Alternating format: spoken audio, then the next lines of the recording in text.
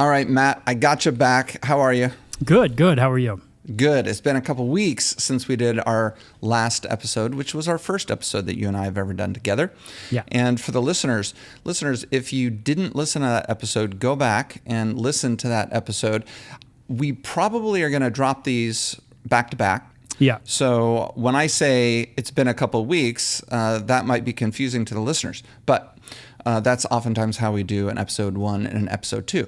But listeners, if you just happen to click on episode 2, let's say it's the newest episode in your feed there, go back and start with episode 1. If for some reason you really don't want to do that, then I'm going to transition us from that conversation into this one.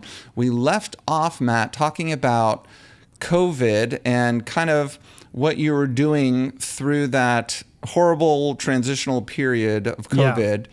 Oftentimes with the content creators, you guys actually, I don't want to say benefited, but you used the time very productively.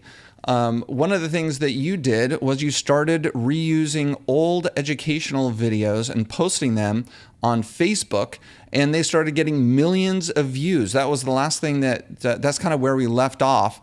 And that was kind of surprising to me because, and maybe to the listeners, because Facebook is like, wait, Facebook owns Instagram. Facebook isn't actually a platform anymore, is it? But apparently you started doing that. So explain that. Was that a surprise? Well, what's going to be a surprise is Facebook is my number one focus still. Right now? Mm-hmm. Yeah. Amazing. I know. People, it's so funny to me. Like, people just don't. I think Instagram became such a trend that people just rode it and they're still riding it, and TikTok kind of, or they're all in on TikTok. But there's so many other platforms out there, and when everybody's attention seems to be on one, then there's other ones, and the other ones are trying to compete, right? So I always looked at it like when everybody jumped off of Facebook, not everybody did, but maybe younger people did. I started noticing my videos started to take off more, and I noticed that because I was posting on there, and that's where people are just so focused on one. That they never see what's happening on the others. Oftentimes they're focusing on the newest one, right? Yeah, Let's say the TikTok. Did I just say the TikTok? Yes. It's okay. I was on my podcast on Friday, and I said iTunes, and I don't even think I was like, go listen to us on iTunes. And I'm like, we're just getting older, It's just what it is. What's so funny is I occasionally also say iTunes. At least I don't say the iTunes. But I do say iTunes. And yes, Apple transitioned probably 10 years ago from iTunes onto Apple Music and Apple Podcasts. Yeah, so fun. So yeah, often just to kind of emphasize what you just said, maybe in different words, people oftentimes gravitate to, they want to get on the newest thing. Yeah. And recently it's the TikTok that people have kind of, especially younger people, have gravitated to, because you don't want to miss out, right? You want to kind of, there's a bit of a land grab in terms of attention, and you're like, oh, I got to get out there, especially those who are content creators and they're influencers and ambassadors, whatever you want to call them. They're working for brands, and those brands want attention on these new things, so that they kind of go out there and grab it. And what's so interesting is what you're describing is a situation where lots of people stop posting on, let's say, the Facebook, and they start going to the TikTok, and that leaves a void with the Facebook, where somebody like you, Free Salon Education, Matt Beck, can almost post more. You put more effort into Facebook, and you've got less competition. Yeah. You've got less competition, but also I think the biggest thing is that platform, now Facebook, is trying to compete, right? Mm-hmm. And now you look at YouTube. YouTube is trying to compete with Reels and TikTok, right? So they have Shorts. So now, am I posting on Shorts? Yes. But I'm just starting to, because I also feel like the hair industry isn't behind, but people, what they want to consume takes a little bit of time, I feel like, to mature a little bit. So hair content, I feel like on shorts seems to be growing. And so now I'm going kind of hard on that. I also really focus a lot on the platforms that pay you. So as Instagram Reels and TikTok is the new thing, they just want you to see the followers and the likes and all that stuff. I don't care about that. Like I've never really cared about that. So for me, I care about financially being able to take care of my business, my family. What is making me grow? What is selling products? What am I getting paid through ad revenue for? And Facebook decided to be crazy and pay you to post, and they still pay me to post. So, and so when the other great thing about Facebook compared to everything else is the shareability of content, right? So if somebody liked my haircut, they can share it easily with their entire group of friends. And that pops up a lot more organic because my friends, and that's how Facebook works. You see what your friends like and what your friends share, and that's how they want that community to be. So it's very easy to grow on Facebook. I mean, I have 1 million followers on 2 different pages on Facebook. I post every 3 hours. I have a specific person in my company that schedules every 3 hours a post for me on Facebook of a new video, not a new video, but a repurposed video from my collection of videos. And they're repeats. Every 3 weeks we're repeating, we're posting it. But it's not my actual followers that are necessarily watching it. And I never really ever think I'm that important that people are going to remember what I'm posting anyways. Like you and me, like we didn't really remember what we just talked about. It was a month ago that we talked, right? And I know I'm sharing behind the scenes secrets here, but we didn't really even remember what we talked about. You took good notes, so now we know, right? Yeah. But people don't remember you. Like that's what I need people to understand, because most people are just like, I got to make a new video. I got to put out a new thing. You don't. As long as you have a good piece of content, you can roll with that. I have one piece of content that probably makes me like $75,000 a year. Whoa, hold on a minute. Record scratch. Donovan, audio note, add record scratch. Okay, so I was going to ask, I didn't want to stop you, and then I had to stop you because my reaction. But when you say that Facebook pays, I did know that Facebook pays, but I bet most people don't know that Facebook pays. So I was going to ask you, how much does Facebook pay? I think everybody knows that YouTube pays, and it's something like, I don't know, a few cents per 1,000 views or something like that. $10 per 1,000. $10. Wow. Okay, so I was way off. Is what it used to be, and it depends on it's not the same for everybody. So it depends on the value of your content, some people, and the value of who they can run ads against. So like if you're a financial advisor type channel, they can run, or a doctor type channel, they can run these very expensive ads on your content. You're going to get more money than maybe somebody that's doing a haircut. But hair content is also very valuable, right? Because a lot of people search it, a lot of people want to watch it. So fascinating. So to answer your question, it's about the same. It's similar. It's about I would 10,000. Say now I think it's about $4 per 1,000. Per 1,000 like views. Yeah. But I get 15 million views a week. So if you want to figure that out. Wow, that's so awesome. Now, what about pictures? Do pictures pay, or is it just videos? Just videos. Just videos, and they need to be more than 3 minutes. And this is where people are so obsessed with doing reels and doing TikToks that are short, where I'm just not, it's not part of my brand. I've always done long videos, which kind of caters to me. But technically, the longer the video and the more you can keep them watching the video, the more ads they can run on it, the more money you make off of that. There you go.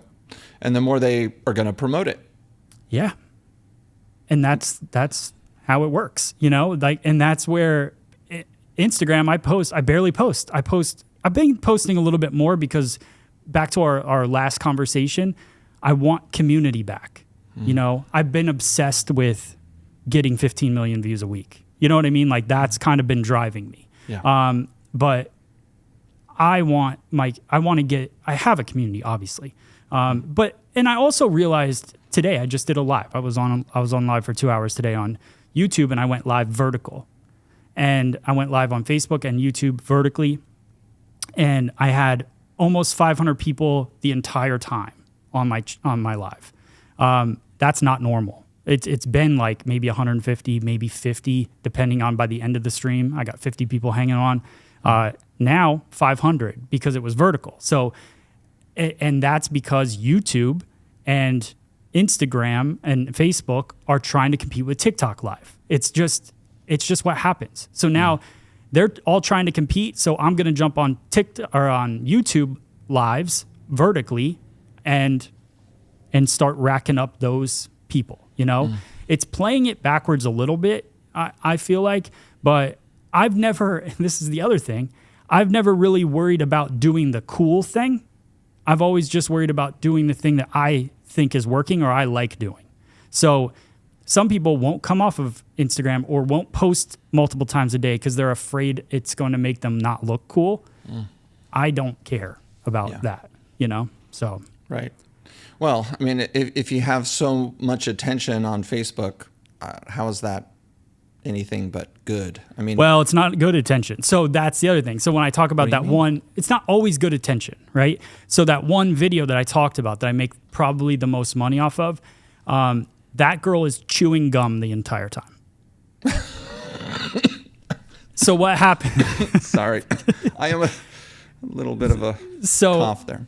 Thankfully, I'm a very go for it, go forward, don't really pay much attention to what's going on, get it done kind of guy, which is why that video came out. Because if you thought about any other brand out there, they saw the girl chewing gum. I sped it up 2 times because I like my haircuts to flow a little faster. So now she's chomping her gum at like 100 miles a minute. And people in the comments are like, oh my God, look at her chewing gum, or that's so annoying, or whatever.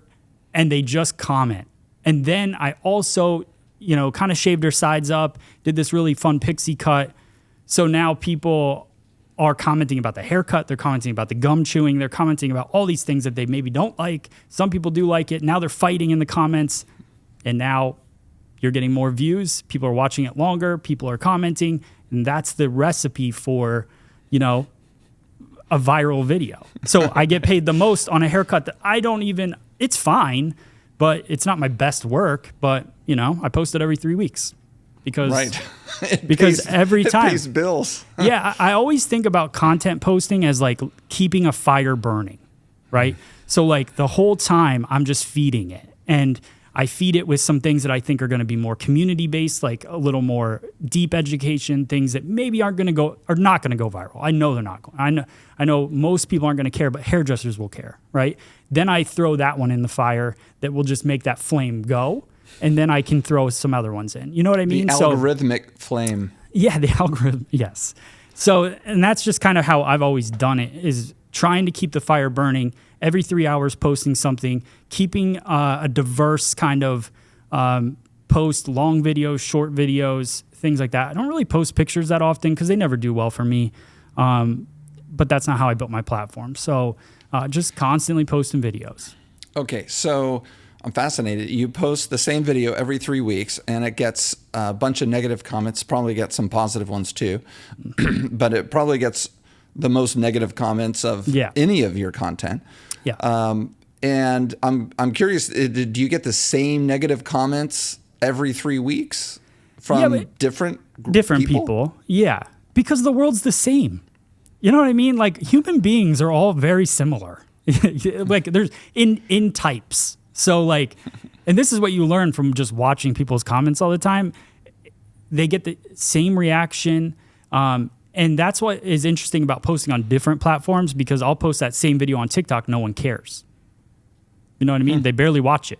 But Facebook, they love tearing it up, So it just is a different kind of audience. And a lot of people might get offended by the negative comments every time I see, and that's another problem, is I don't get offended by negative comments, so I don't mind putting that video out. But is that video really growing my brand? Not really. Right? So it's not a long-term success in my mind, because I'm not getting people to follow me and be like, oh, I want to buy his scissors someday. Yeah. I'm getting people to follow me and be like, or not, I mean, I think they're following, but they're literally following just to either ruin their own day or try to ruin mine. I don't know what it is, but I have a lot of that. So, so that's Facebook, Got it. Like, yeah. It serves a very valuable purpose because it puts money in the bank. Yeah. So one could say that it's helping sustain the brand, because for sure. Yeah. Because I'm about to ask you a question about the nuts and bolts of your operation behind the scenes. And I know that you have people, and I'm looking at your fancy microphone, which is actually the same microphone I have, I think. But you have a fancier boom than I have, and you have a fancier background, and you have fancier earphones. And those things are costly, as well as all the things behind the scenes are costly, and they require money. So let's talk about, obviously, you don't need to tell me what your expenses are, but tell us kind of your behind the scenes operation. How many people do you have that help you do this? You know what? This is going to cause a little edit, but I want to show you something real quick. One sec. Please. Show you. Yeah.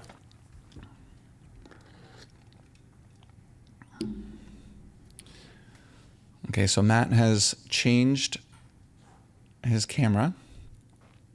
We may or may not edit this. This is going to be up to Donovan. He has very expensive equipment that he's showing here.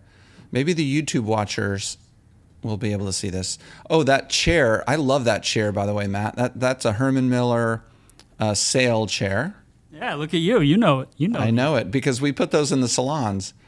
Okay, so the first scene here is kind of, and it's kind of hard to see most of it, but let me see.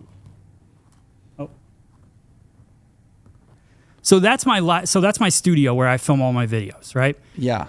That's so we built that wall and everything. That's a curved wall. That's a curved wall. It's expensive to do that. You can see my screen. There's a screen monitor, so I can see my video that I'm bringing in, and then there's a chat monitor for, answering people's questions and all of that. So that I built for doing the live classes and live tutorials and all of that. And then let me see if this is working yet. So he's got, for those listeners, not watchers. Oh, super cool. Okay, so when Matt says he has screens, he has pretty big looking screens. One of them is curved. Those are expensive. And so he can see what he's doing as he's recording. So he's watching himself. And then he's got a vertical screen, another monitor. Yeah. Turned vertically so he can see the comments large scale as he's behind the camera, which is super interesting. I've always kind of wondered the best way to do that. Yeah, it's hard because I know that when we log in here, you are always asking about my background. So when we first logged in, I was sitting in that chair right there, the Herman Miller chair, and that's where we run our podcast and our show. Mm-hmm. And then all the way around here, we have 4 camera angles and 4 mics that are all for the other people on the show. Mm-hmm. So this is our entire podcast setup. So we have the lighting. I have right in front of me here, I have like a teleprompter so I can look into it. Shut up. You have a teleprompter? That's so freaking pro. All right, changing camera angles back. And that light that you have is very impressive. That very soft light. Yes. So that soft light is very, like, it's the only light I have on me. But so I guess where we were kind of going with it is, I've invested, like Facebook, my online store, everything, every bit that I've ever really earned from this stuff has been put back into my business and growing to create better quality content, Mm-hmm. So this is where, we do our podcast. I host multiple other podcasts here. People come here and record and, and it's a video audio thing. So, but that's how we've, just kept growing as a brand is constantly trying to innovate and figure out how to produce better stuff. And I have a team of editors that are a little bit in-house and then also all over the place that help me create that content. So because all that stuff can be done, a lot of the editing can be done remotely. Yeah, for sure. And I know that there's a little cottage industry of people out there who will edit. Yeah. This would be a good piece of information for people out there that struggle with that kind of stuff because I use a company called Upwork that Upwork.com to hire certain people. Like I just put up an ad, and there's a ton of freelance artists that are out there. And then you just build. Now I have just relationships with a lot of them, like a lot of people, and it's just a chat box, so I can message them anytime I need something, and they are already set at like an hourly rate or a per project rate, and you can just hire them right through it. So anybody that struggles with editing or doesn't want to edit or anything like that, that's a good spot to do that. And they know what kind of editing you like, and they can just do it because you've trained this little handful of people who do this. Yeah. Now I would say that, they're working with me on a consistent weekly basis now, creating content like these kind of like podcasts. So they'll chop some content out of it, like so they're constantly just trying to produce more things that I can put out every 3 hours. Basically, what their job is. Right. So super fascinating. Okay, so some of the people on your podcast, if I remember correctly, they're hairdressers who work in your salon. Is that correct? Yeah. So then down the hall, I have a salon, a 4-chair salon, a barber shop, and then our whole free salon education, kind of like shipping and customer service and all that. It's all in this building. So, interesting. Yeah. Very, very. And you're in Pennsylvania, correct? Yeah. What city? New Hope, PA, which is a small town, 2,500 people. And our salon's kind of in the woods a little bit. Like it's back way off of the main road. But we used to have a main street salon, 800 square feet. And then this yoga studio kind of opened up, and it was empty, and it's 4,000 square feet, and it had, the perfect separated rooms. So this room was perfect for my studio, and then being able to have the salon in the same building but totally separate was really nice. So we moved in here about 7 years ago, kind of at the height of my making YouTube videos every day. In 2016 was when we started looking at this building, and in 2017 moved into it. So cool. So I want to take a moment to bring the listeners back to something you said in episode 1, which was when you were growing up, you were on the farm, right? Yeah. And when your first job, I want to say you were 12, you were shucking corn. Is that right? Detasseling corn. Yes, we did talk about that. Yes. Detasseling corn. Yes, so, that was a first on a podcast for me. Yes. I just have to tell you, because you might enjoy this, that I've been using that anecdote against my children since our last episode. I love it. Yeah. Yes, telling them that people have been detasseling corn at the same age that my kids are now. And so they can't complain about doing something as simple as doing their dishes. Yeah. Yep. That's so true. I know. Yeah. It doesn't really work that well but it is it's a nice weapon to have, I have to also say, maybe to take this conversation too far, my family, we're big into Little House on the Prairie TV shows. Okay. Yep. Have you ever watched it? Oh yeah. My wife loves Little House on the Prairie. And so she would actually watch it with our son often, and we would, and I'd watch it too. But we watched it in school growing up. Come on. Yeah. It was basically, yeah. Hopefully we have some of our listenership likes Little House on the Prairie, so they haven't turned off the episode yet. But but I also like to use what those kids do against my children. Yeah. Carrie just harvested 4 acres of wheat. So why can't you, Quinny? She's my daughter. That's Dry my daughter's the dishes, name. please. How come you can't pick up your underwear? Yeah. And they honestly, dishwashers are amazing now. So it's not even like it's a hard job, really. So it is. Yeah. Okay. So back into what we were talking about. So you have quite a facility there. Expertly designed. You've got all the equipment and everything to produce content on a very professional level. And that's really, really benefiting you. You've got a group of people. You've got a real business happening there, which is super awesome. And really not a surprise to anybody who's paid attention to the kind of stuff that you're putting out. But going back to something that you mentioned at the end of episode 1, and you mentioned for a second here, you felt like through COVID, when you're posting a lot of stuff, especially reproducing or reusing old videos, etc., you felt like you're losing your sense of community. Yeah. And so what, first of all, tell me why you felt like you're losing your sense of community, and then what you've been doing about it.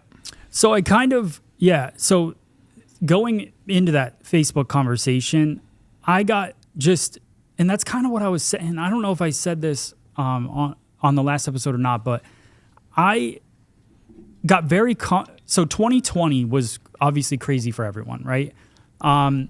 When we all got shut down and the salons weren't open, it really, the way I guess my mind works and like where me and my wife kind of went with everything was, all right, well, the salon's not open, but we've been doing online education for years now. So let's just go all in on that. I came to my studio. The salon wasn't open, and I just started going live every day. I was playing old videos. I was doing all this stuff, and then I started posting a lot on Facebook, and everything just started growing really fast. And I think when things are growing fast, you get obsessed with the numbers that aren't very important. They're vanity numbers in a way. But I also got obsessed with the numbers that are important, which is financially figuring out how. Now I took on a 4,000 square foot building, 2 years prior, and how am I going to pay for this? I don't have a salon, and it goes pretty hand in hand with how this building gets paid for. A lot of it, initially was, let's open a salon and grow a salon and also have the studio. But then it grew quickly into, well, the studio is paying for the building, So but at that time it wasn't. So it was like, what do we do? So we just kind of went all in, started posting a lot, and then started to see all of a sudden Facebook, I think they send like an invite to like a creator portal at that time. And it was like, you can earn monetization or whatever on your content. And so I signed up for it, not really expecting much, started posting just my regular YouTube videos, like just horizontal, regular ratio videos. At that time, there wasn't really vertical videos going crazy. I mean, a little bit, but not much. And then Facebook just started putting them out there. Like every video I put out would get hundreds of thousands of views quick. Wow. And so then all of a sudden that monetization thing was kind of like, it just started shooting up. And I was like, okay. So that really just flipped a switch of like, this is what I need to do. And to survive, kind of survival mode, and just go in and post and do it. So I did that for an entire year, and very consistently focused on Facebook. But what happens is that's not forever. I think that's what I want people to understand, is that I have a million fires burning because each of them go out all the time. So like, one, all of a sudden, like I was the number one seller of Mizutani scissors in North America from like 2014 to like 2018 probably. And, and then all of a sudden that stopped. Like it didn't stop, but it just stopped growing. Scissors were like a big deal. I don't know what it was, but or online, like my voice was just reaching differently. But these platforms change. So as they change, you can't be sucked into one thing. And so that's why I'm constantly trying to grow everything to keep those fires burning, Mm-hmm. So that's what I would say to people out there. What I mean by when I say I kind of lost community was I never used to really care about what the video was going to do. I really would just think about, would I want to watch this? And then I put it out. Then it came, well, people are going to complain about it because she's chewing gum, but I'm going to post it because I want them to, I got obsessed with that part of it, and then wasn't catering to the not really caring what people think part, Okay. And not caring what people think, because obviously I didn't care what people think because she's chewing gum and they're going to hate on me. Not caring if the video was going to make money or not is a hard place to be in when your finances come from whether that video makes money or not. You know what I mean? Yeah. So I mean, I'm doing hair behind the chair 1 day a week now. And they're all my existing clients. I don't take new clients. So my book is not growing. My online or my behind the chair business for me personally is not growing. My business is making videos. So, but that's tricky because sometimes you can get obsessed with making money by making videos and then just make videos that are dull because you know they'll get clicks instead of making videos that you know won't get clicks, but they're really what your heart is saying you want to make, you know? Sure. So it's hard. Sure, it is. There's trade-offs to all these decisions. And when you have financial realities, you have the 4,000 square foot building you have to pay for. You need to balance maybe your passion, which might be a particular kind of haircut that is not popular. People don't care about it, and it's not going to do clicks, but you like doing it. You have to balance that. And I'll mention an analogy in my life. My mom's an artist, an oil painter, and she's been relatively successful. There's not a lot of successful oil painters out there these days. When I say success, I mean she's able to make a living, like a really good living as an oil painter, and she's got clients who pay her to do commissions and stuff like that. Wow, that's great. But when I was growing up, I remember asking her, like, do you like painting the same kind of landscape every time? Because she was in a period in her career where that was something that she had learned how to do well, and it was selling. And but she had done, let's call it, 15 in a row. And I'm like, this one looks like that one. And like, do you enjoy this? I mean, it's when an oil painter creates a piece of work, it could take 2 or 3 weeks. It takes her 2 or 3 weeks. And it's agonizingly detailed, that type of art.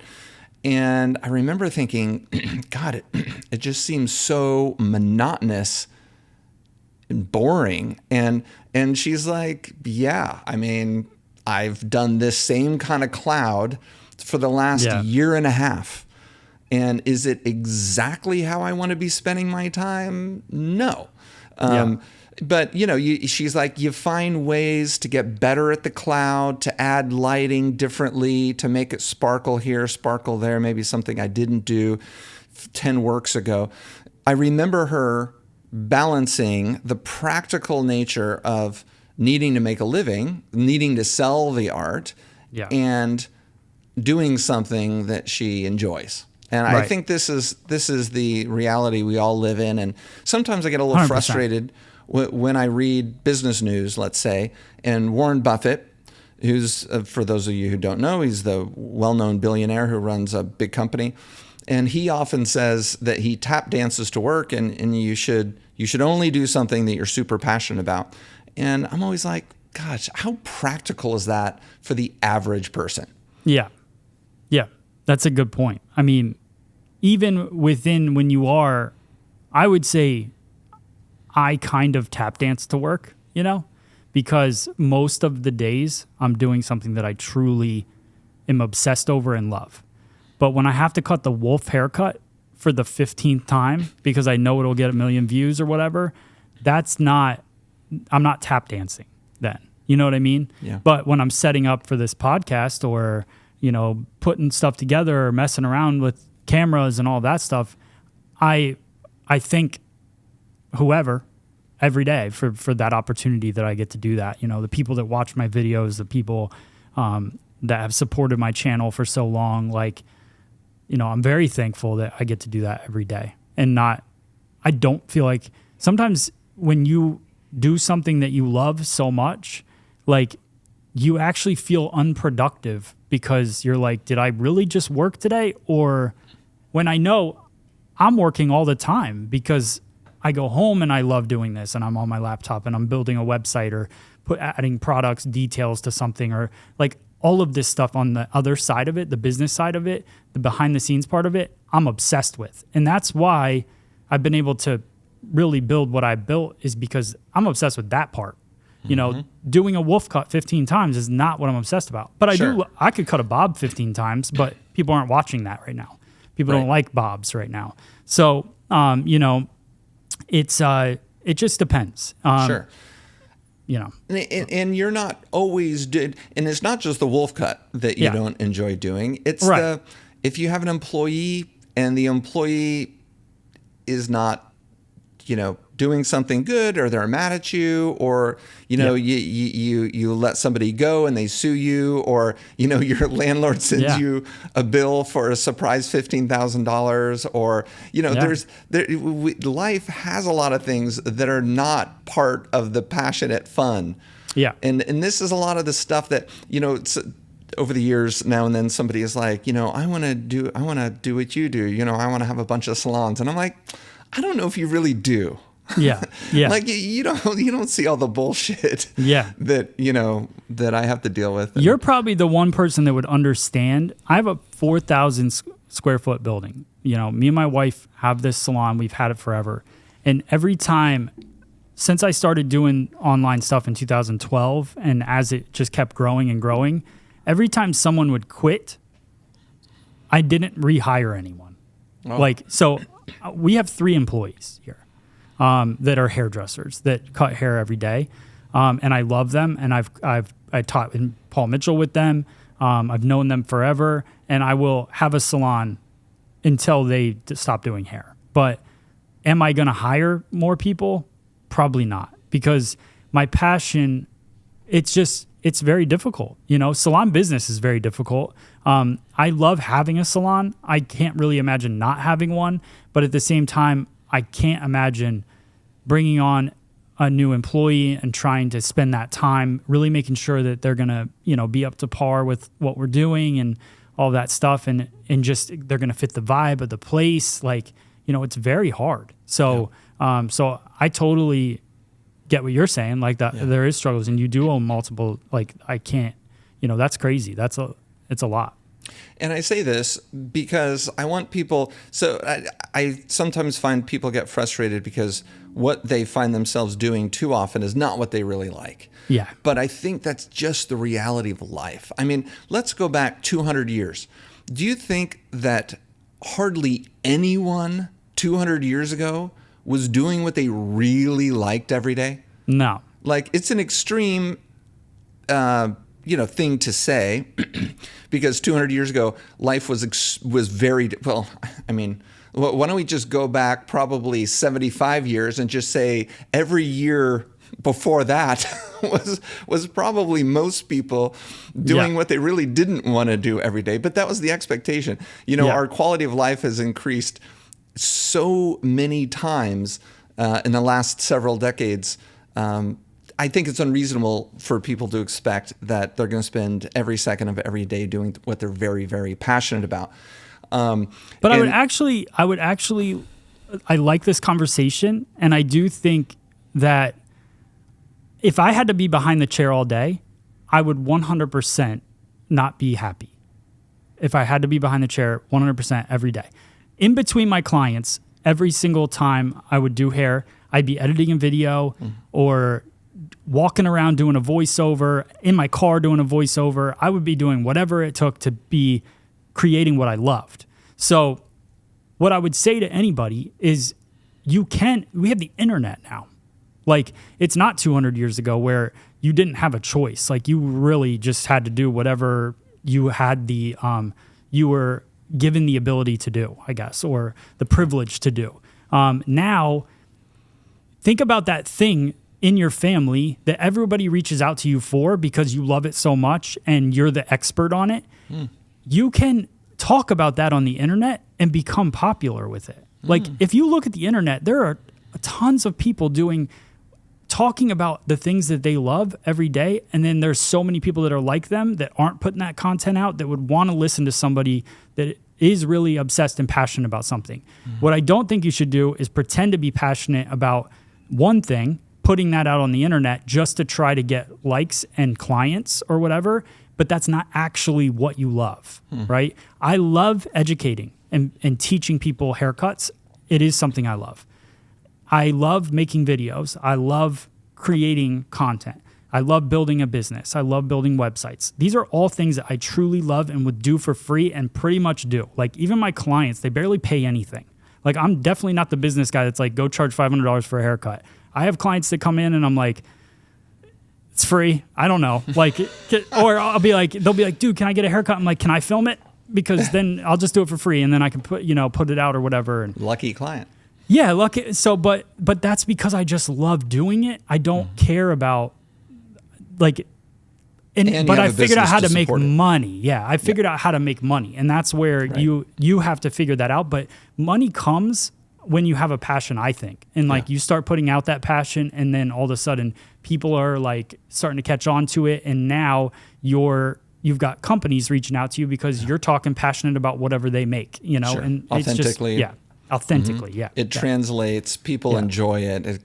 That whole energy is there totally. One of the reasons I got into this business 24 years ago is because so many people in this business really do love doing hair.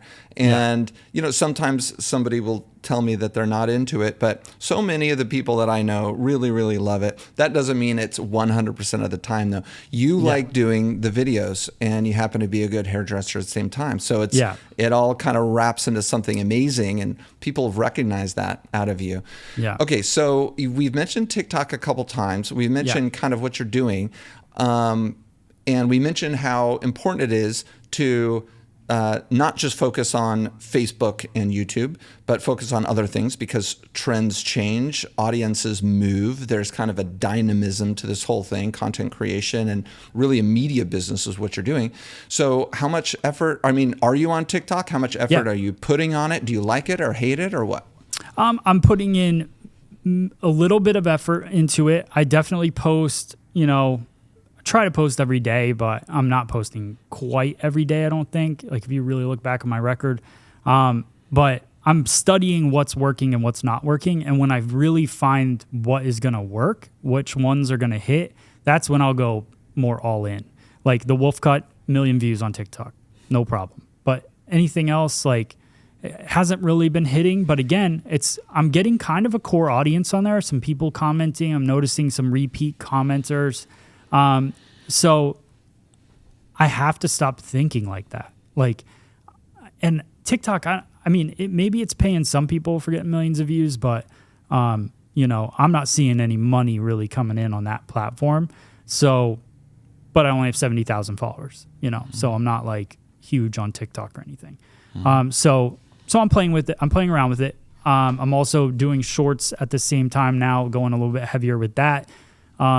Trying to be a little more specific. Like that's kind of why I went live with my class today vertically, so that I can have that content vertically to chop up and put out on these platforms and see how it does. But what I'm finding is like a 15-second video is going to do best. 20 seconds, something like that, showing one technique. And I've made those, but they don't produce any income for you because they're so short. It's hard to run an ad on it. So I'm not just in it for I guess I'm in it for all of it. And that's, my wife's trying to change my mind on this. And this is what happened. I just heard her speak in my brain because she keeps telling me it all matters. And it does all matter. But you get caught up when you're trying to pay bills with focusing on the other one that will pay the bills. And the other one I know is the long game. And I got to stay focused on creating those short things and connecting with people. Like I really loved my live today. I felt like I actually had an audience that was chatting with me today, which hasn't happened in a long time because of the vertical, and the horizontal wasn't getting the reach. Now I just felt like I was really organically showing up, new people and different things. And so I'm excited for that part of it again, Very interesting. Yeah. So your wife, is she a hairdresser as well? So she's talented at hair, but does not have a license. She doesn't do clients, obviously, but she does all of her friends and our family, and she runs the salon with me. So she's an office over, and she runs the entire salon, and then she runs all the shipping and customer service for Free Salon Education. So it's a big gig. It's a big gig. Yeah, no doubt about it. And you have a kiddo, one, two, multiple? One son, Hayden, who is He'll be 16 in wow. April. So I know, Very crazy. Very Crazy. cool. Yeah.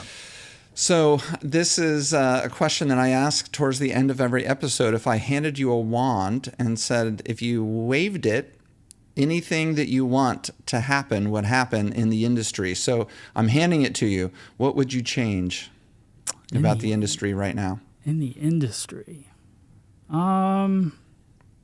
Maybe because, I mean, you're so into education.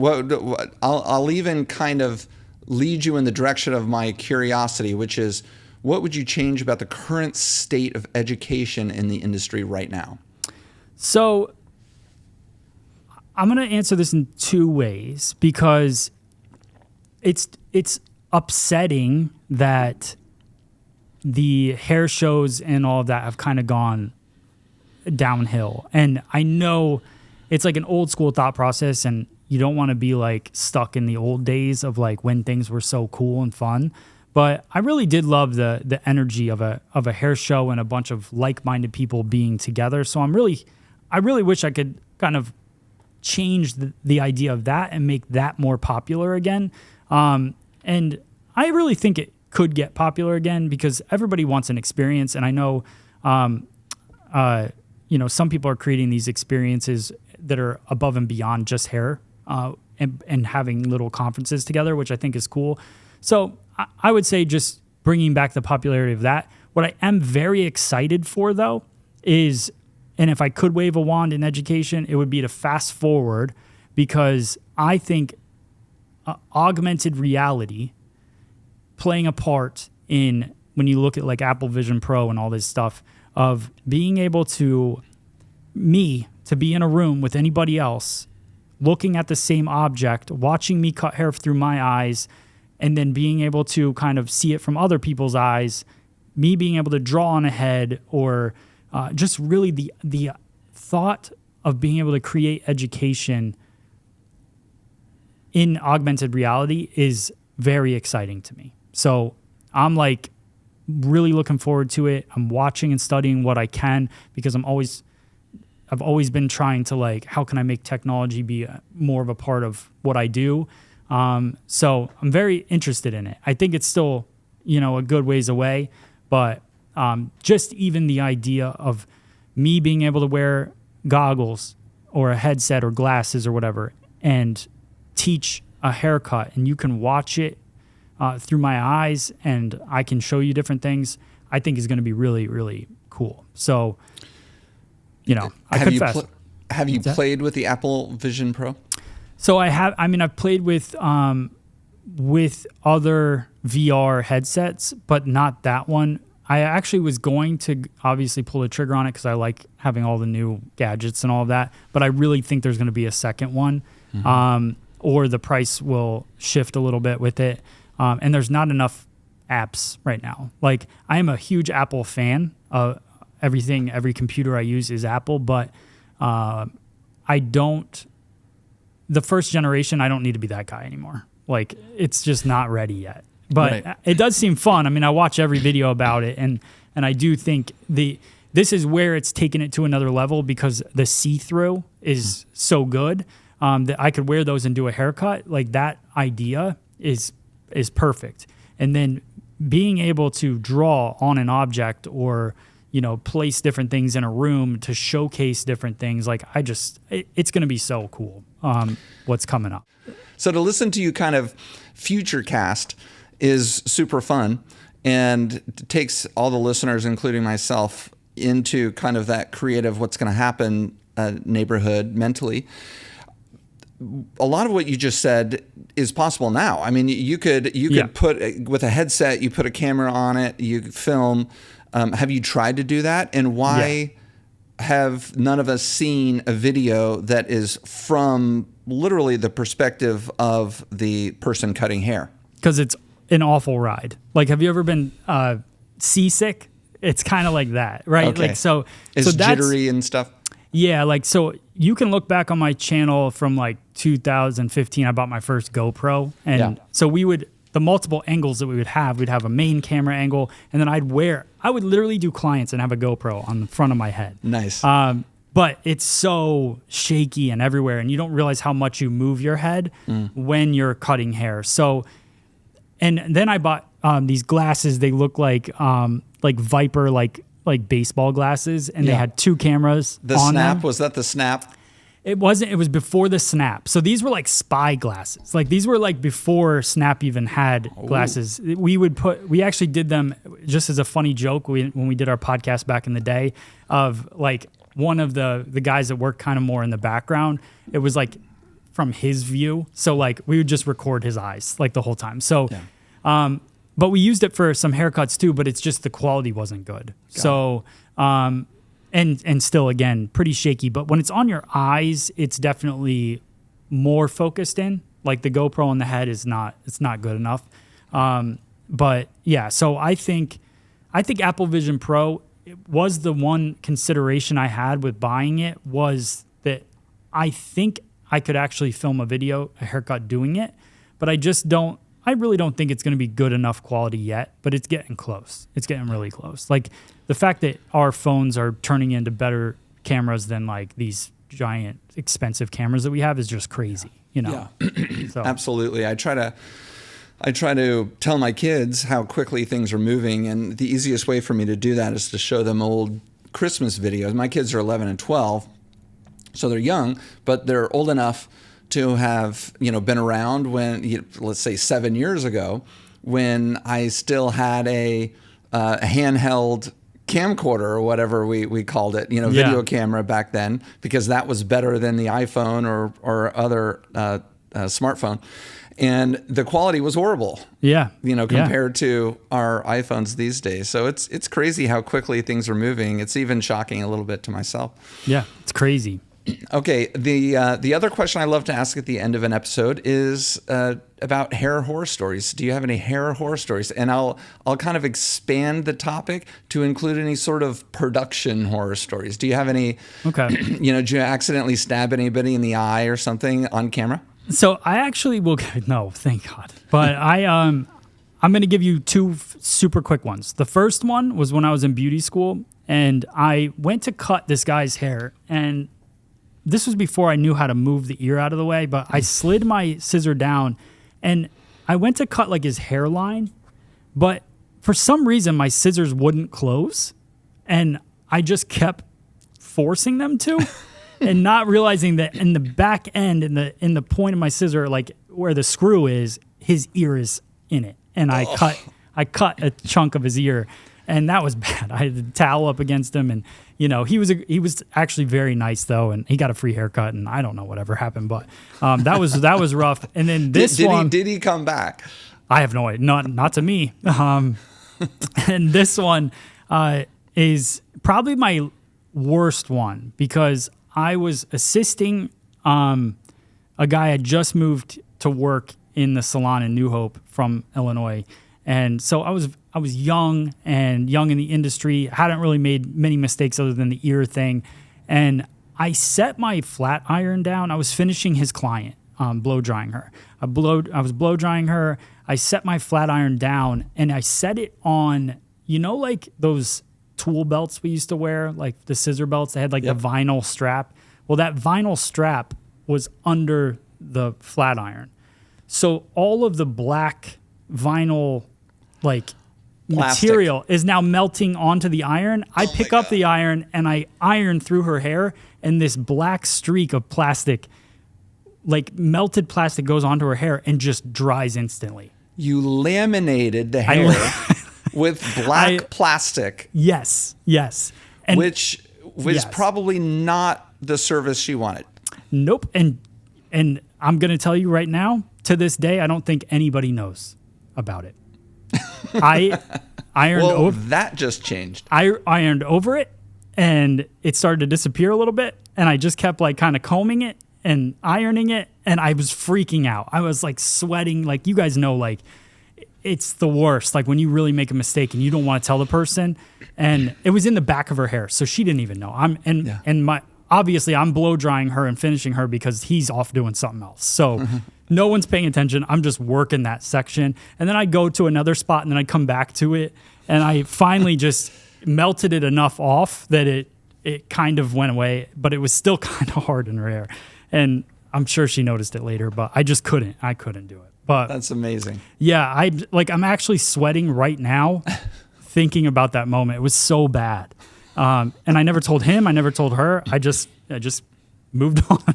Wow. Yeah. That's amazing. Yeah. That would be a first on the 370 episodes or so that we've done of Hair Game, hair horror stories. I've never heard of laminating plastic onto somebody's hair and then melting it off to salvage the service. That's extraordinary. I love that. Yeah. All right. Well, Matt, any last words for the community? No, I mean, obviously, check out our YouTube channel, Free Salon Education, if you're looking for some free education, obviously, and our website, freesaloneducation.com. If you guys, got lots of education on there, tools, all kinds of stuff. So there you go. So much fun talking, man. Yeah, for sure. I appreciate it. Yeah.